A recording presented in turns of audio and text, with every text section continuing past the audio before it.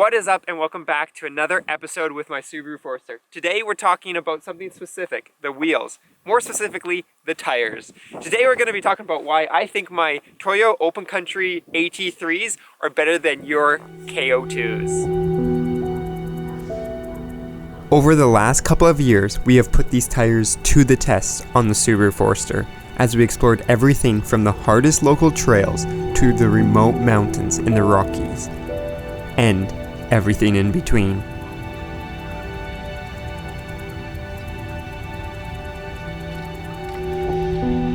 On the road, even with the larger sidewall, the car still feels stable as we wind through the back roads. Furthermore, even with a more aggressive tread pattern, the road noises are minimal and not noticeable as the roof rack overpowers it. And while these are much larger than stock and a light truck spec, when compared to the tires that were on the Forester before, they're only slightly more noticeable in daily driving applications. But only off the paved roads and on the dirt trails is where these really start to shine. Air down and the sidewall starts working in pair with the coilovers to make even the toughest roads smooth. And when it comes to handling, they help the Subaru rally heritage to the ground, turning every road into a rally stage. And when the dirt turns into gravel and we start to see variations in the terrain once again, they absorb it with no issues. Maintaining grip and navigating the rough terrain. And almost too much grip as they pepper anyone following behind with rocks. Trading the lack of road noise for the sound of gravel moving underneath you. When the rocks get bigger and you finally have to slow down to navigate through them, they give you the grip you need to crawl through. As you air down even more, those thick sidewalls have your back and will keep you protected. And when it decides to rain, they surprisingly still maintain a reasonable amount of grip on those rocks. And when that rain starts to soften the ground, you will know you will still have grip as they move through the mud, even with the lack of massive lugs. And when the seasons change, you can still keep them on as they're winter rated and able to claw through some impressively deep snow.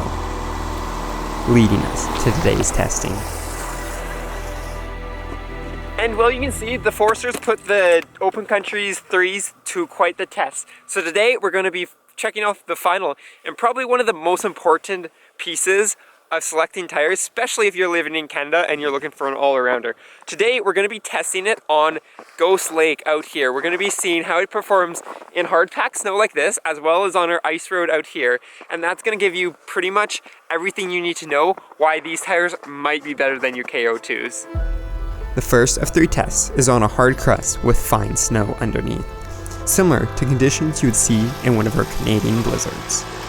As we accelerate, we can see the spinning breaking that first layer of crust before gripping up and accelerating through the snow. Well, on the braking, it does what you would expect, with ABS just barely kicking in.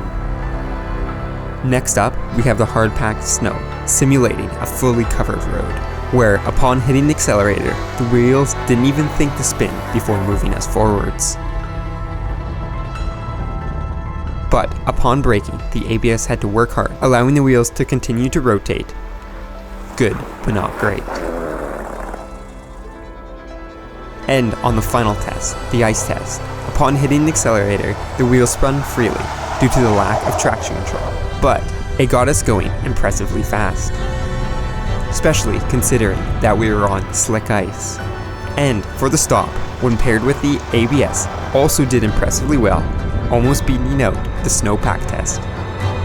And to top that off, these Open Country AT3s are also one of the better performers than the KO2s in the snow. So as you saw in the performance, they did incredibly well for, well, being a studless tire. Obviously you can't stud these. And if you were looking for the optimal ice, you'd probably go ahead and stud them, but that's not what we're looking for. We're looking for something that performs year round and is able to deliver.